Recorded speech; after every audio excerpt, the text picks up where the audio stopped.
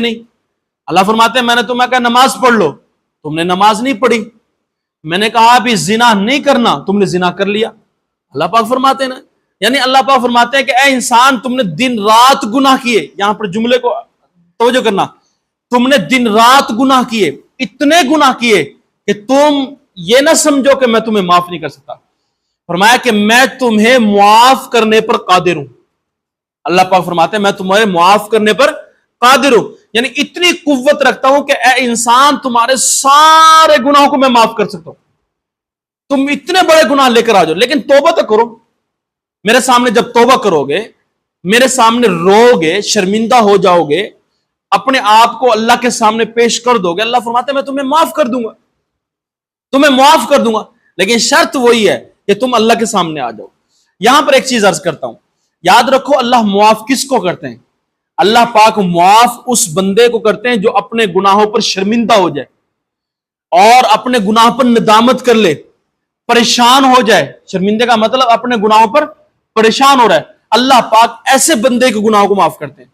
جو متکبر ہو جائے، ہٹ درم ہو جائے، ضدی ہو جائے اور وہ اپنے گناہوں کی معافی مانگنے کے لیے تیار بھی نہیں ہے، تو اللہ پاک ایسے بندے کو معاف نہیں کرتے.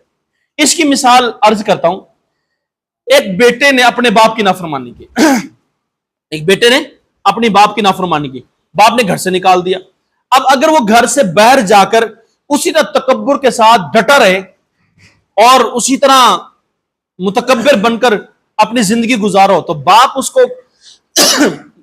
کو پتا چلے کہ بیٹا اسی طرح کر رہا ہے، تو یہ یاد رکھو تو پھر باپ کبھی بھی اس کو معاف نہیں کرتا. بیٹا خاموش میرا بچہ.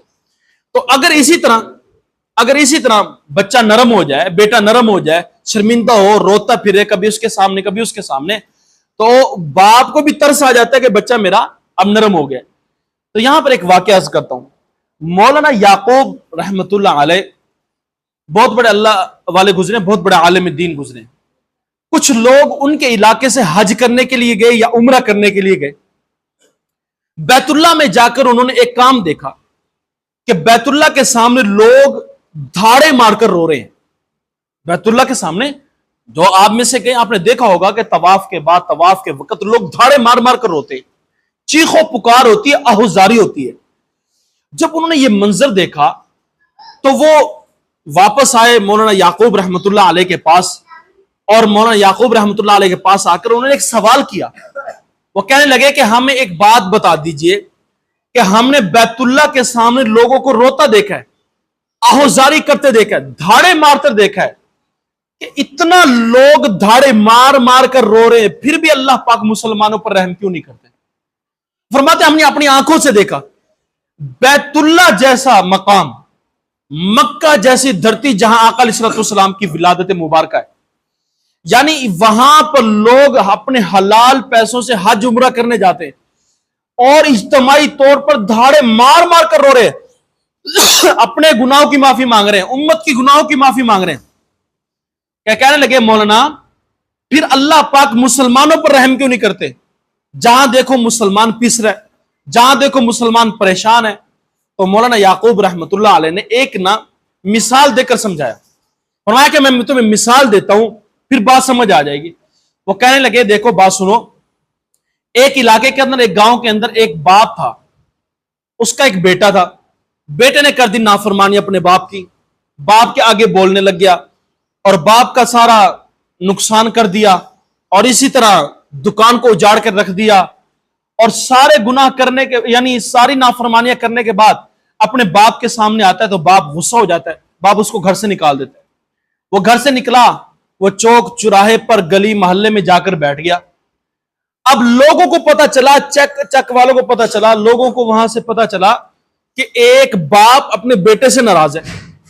وہ سارے گاؤں کے لوگ اس کے باپ کے پاس آ گئے اور باپ کی منتیں کرنے لگے، کہنے لگے دیکھو باپ بہت بڑی ہستی ہوا کرتی ہے، آپ اپنے بیٹے کو معاف کر دیں، اس کو گھر واپس بلا لیں، وہ آئندہ نہیں کرے گا، اس نے جو غلطیاں کی ہیں اس کو معاف کر دیں. حتیٰ کہ بعض لوگوں نے ہاتھ بھی جوڑ دیے باپ کے سامنے. بیٹا وہیں پر ہے، چوک چوراہوں پر بیٹھا ہے، اور بعض نے پگڑی اٹھا کر اس کے قدموں میں رکھ دی، باپ کے قدموں میں. اب باپ ساری بات سن رہا ہے، وہ فرد وہ مرد ساری بات توجہ کے ساتھ سن رہا ہے. وہ سنتا سنتا تھوڑی دیر کے بعد بولا، کہا کہ تم میرے گاؤں کے لوگوں، تم سارے چل کر آئے ہو، تو مجھے یہ بتاؤ غلطی تم نے کی ہے یا اس نے کی ہے؟ غلطی تم نے کی ہے یا اس نے کی ہے؟ کہتے غلطی اس نے کی ہے۔ تو باپ کہتا وہ کیوں نہیں آتا؟ تم منتیں کر رہے ہو، تم رو رہے ہو، تم میرے اوپر یعنی میرے سامنے پگڑیاں رکھ رہے ہو، میرے سامنے ہاتھ جوڑ رہے ہو، جس نے غلطی کی ہے وہ غلطی سے باز کیوں نہیں آتا؟ میرے بیٹے نے غلطی کی ہے، وہ غلطی سے باز کیوں نہیں آتا؟ جو جو کام میں روک رہا ہوں اس سے کیوں نہیں رکتا؟ غلطی وہ کرتا ہے، معافی تم مانگتے ہو۔ میرے سامنے وہ کھڑا ہوتا ہے، معذرت تم کرتے ہو۔ میرا کہنا وہ نہیں مانتا، معذرت تم کرنے کے لیے آئے ہو۔ تو مولانا یعقوب رحمۃ اللہ نے فرمایا کہ اللہ پاک یہی فرمانا چاہتے ہیں، تم میرے سامنے آ کر، میرے گھر میں آ کر آہوزاری تم کر رہے ہو، رو دھو تم رہے ہو، چلا تم رہے ہو، لیکن وہ کیوں نہیں آتا جس نے میری نافرمانیاں کی ہیں؟ مارکیٹ میں، بازار میں، محلے میں، گھر کے اندر میری نافرمانیاں کرنے والے تو اسی طرح موجود ہیں، بازار کے اندر اسی طرح میری نافرمانی ہو رہی ہے، میرے حکموں کو اسی طرح توڑا جا رہا ہے، میری بات اسی طرح نہیں ماننی جا رہی، اور تم بیت اللہ میں آ کر، میرے گھر میں آ کر معافیاں مانگتے ہو۔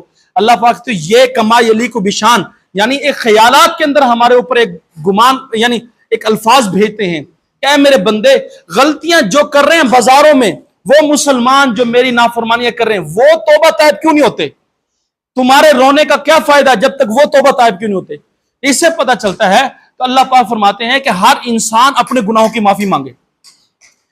اللہ پاک یہ فرما رہے ہیں، اے انسان تم گناہ گار تھے، تم صبح کو بھی گناہ کرتے ہو، شام کو بھی گناہ کرتے ہو، لیکن یاد رکھو میں گناہوں کو معاف کرنے پر قادر ہوں، قدرت رکھتا ہوں، میں طاقت ہوں، مجھے کسی سے پوچھنا نہیں ہے، لیکن میرے بندے تو خود آ اپنے گناہوں کی معافی، اپنے ہی گناہوں کی معافی مانگ، اپنے گناہوں کی معافی مانگ۔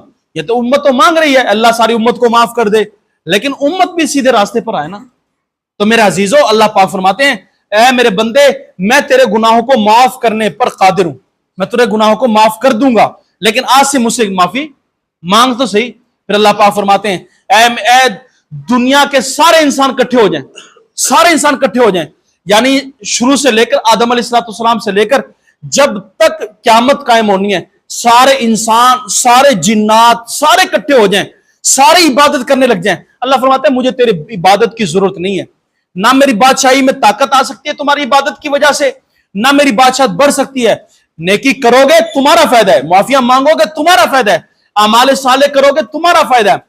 اور پھر اللہ پاک فرماتے ہیں اے میرے بندے، تم سارے انسان، سارے جنات، آدم علیہ السلام سے لے کر آخر تک سارے اکٹھے ہو جاؤ اور میری نافرمانی کرنا شروع کر دو، تو اللہ پاک فرماتے ہیں میری بادشاہت کو تم کوئی نقصان نہیں پہنچا سکتے، کوئی نقصان نہیں پہنچا سکتے۔ کیوں؟ تم سارے گناہ گار ہو جاؤ، مجھے تیری ضرورت نہیں ہے، گناہ تم کرو گے نقصان تم ہی اٹھاؤ گے، لیکن عبادت کرو گے فائدہ بھی تمہیں ملے گا، اجر بھی میں تمہیں دوں گا۔ گناہ کرو گے تو گناہ کا وبال بھی تمہارے اوپر آئے گا۔ اللہ پاک فرماتے ہیں مجھے تمہاری کوئی ضرورت نہیں ہے۔ پھر اللہ پاک فرماتے ہیں ہاں، دنیا کے اندر جو تم نیکیاں کرو گے میں تمہاری نیکیاں حفاظت کے ساتھ رکھوں گا، محفوظ کر لوں گا۔ تم گھر میں بیٹھ کر کوئی نیکی کرو گے تمہاری نیکی ضائع نہیں ہوگی، وہ محفوظ ہوتی جا رہی ہے۔ دکان پر بیٹھ کر کرو گے تمہاری نیکیاں محفوظ ہوتی جا رہی ہیں، اور کسی چوک و چوراہوں پر کرو گے، مسجد میں کرو گے، جہاں جہاں نیکیاں کرو گے اللہ پاک فرماتے ہیں میں تمہاری نیکیوں کو محفوظ کرتا جاؤں گا۔ پھر اللہ پاک فرماتے ہیں کل قیامت کے دن آؤ گے میں تمہیں پورا پورا بدلہ عطا کروں گا، پورا پورا بدلہ عطا کروں گا۔ تو میرے عزیزوں، میں نے حدیث آپ کے سامنے اس لیے رکھی ہے کہ اللہ نہ کرے ہم کبھی اس بات کا شکار نہ ہو جائیں، کہیں اللہ پاک یعنی اللہ پاک کی ذات کو ہم چھوڑ نہ بیٹھیں۔ پھر اسی حدیث کے اندر اللہ پاک فرماتے ہیں اور میرے بندے، تم ساری دنیا کے سارے انسان اکٹھے ہو جاؤ، میری طاقت کو دیکھنا چاہتے ہو، میرے خزانے کو دیکھنا چاہتے ہو، میری بادشاہت کو دیکھنا چاہتے ہو، آؤ پھر آدم علیہ السلام سے لے کر قیامت تک جتنے لوگ آنے، سارے انسان، سارے جنات ایک سفید بالکل سیدھے سے پلاٹ میں اکٹھے ہو کر اپنی طاقت کے مطابق، اپنے ذہن کے مطابق جتنا بھی مجھ سے مانگ لو اور میں سب کو وہی چیزیں عطا کر دوں جو جو مانگ رہے ہیں۔ اللہ پاک فرماتے ہیں میرے خزانے میں تب بھی کمی نہیں آتی۔ تو اللہ فرماتا ہے میری طاقت یہ ہے، اور جو اللہ پاک فرما رہے ہیں میرے بندے تم نیکیاں کرو، عبادات کرو، تمہیں فائدہ ہے، میری بادشاہت کو فائدہ نہیں ہے، میری ذات کو فائدہ نہیں ہے، اور میں تمہیں کہتا ہوں گناہوں سے بچو، تمہیں فائدہ ہے، میری ذات کو فائدہ نہیں ہے۔ قیامت کے دن آؤ گے، یہ دنیا کے اندر حالات آئیں گے اور تمہارے اعمال کی وجہ سے آئیں گے۔ تو میرے عزیزو، اللہ پاک نے ہمیں یہاں پر کیا ارشاد فرمایا؟ اللہ پاک یہی چاہتے ہیں ہر بندہ، میرا بندہ ہر وقت ہر حال کے اندر میرے سامنے جھکتا رہے، مجھ سے مانگتا رہے۔ اللہ معاف فرمائے، یہاں پر خلاصے طور پر عرض کرتا ہوں، ہم زیادہ کس کے اوپر فوکس کریں؟ یاد رکھو، ہمارے اعمال وہ نہیں ہے جو صحابہ کرام کے تھے۔ صحابہ کرام کے اعمال کامل تھے تو فوراً اللہ سے خیر مانگ لیتے تھے۔ اب ہمارے لیے ہے کہ ہم اعمال صالح کرنے کے بعد، نیکیاں کرنے کے بعد اللہ سے کیا مانگے؟ اللہ سے ان اعمال کی قبولیت مانگے۔ اے اللہ، آپ کے فضل سے، آپ کی توفیق سے، آپ کی رحمت سے میں نے فلاں نیکیاں کی ہیں، اللہ اپنی بارگاہ میں قبول کر لیجئے۔ یہ قبول کروانا ہمارے پر ذمہ داری ہے، ہمارے وہ اعمال نہیں ہیں۔ ہر بندہ اپنے عمل کو دیکھ سکتا ہے، اپنی نمازوں کو دیکھ سکتا ہے۔ ہم میں سے کسی کے عمل ایسے نہیں جیسے صحابہ کرام کے تھے۔ صحابہ کرام کے نیک عمل تھے، اچھے اعمال تھے، وہ فوراً اللہ سے خیر مانگتے، خیر مل جاتی۔ ہمیں کیا کرنا چاہیے؟ ہم اپنے اعمال کے اللہ سے قبولیت کروائیں۔ کیسے کروائیں؟ اللہ مہربانی فرما آپ نے ہمارے نیک اعمال کو قبول کر لے، اور اپنے گناہوں کی معافی، میں تو یہ عرض کرتا ہوں ہر نماز کے بعد کوشش کرو اپنے گناہوں کی معافی مانگ لو۔ اللہ نہ کرے موت آ گئی تو گناہ سر پر ہوئے اور اللہ کا غصہ ان گناہوں کی وجہ سے آ گیا تو پکڑ آ جائے گی، پھر انسان واپس دنیا میں آ نہیں سکتا، پھر منتیں کرے گا اللہ مجھے دنیا میں بھیج۔ تو میرا عزیزو، یہ تھوڑا سا وقت اللہ پاک نے عطا فرمایا ہے۔ یہ سارا جو میں نے عرض کیا ہے، یہ ساری حدیث کا ترجمہ تھا۔ پچھلے جمعے میں نے حدیث سے سنا